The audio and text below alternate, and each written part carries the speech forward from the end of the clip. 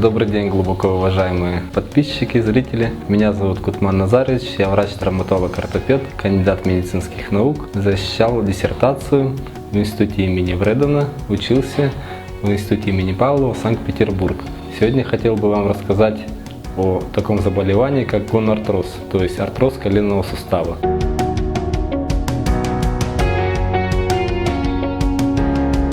В данный момент мы лечим патологию коленного сустава плазмолифтингом, то есть PRP-терапия, Patello-Rich плазма, плазма, обогащенная тромбоцитами.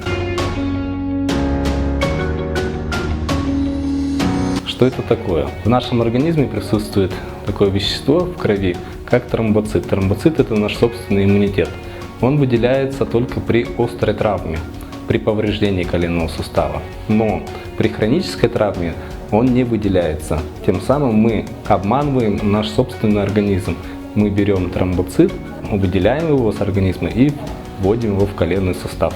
В связи с этим есть необходимость проверяться у травматолога-ортопеда. Желательно, конечно, в нашем центре Авиценна.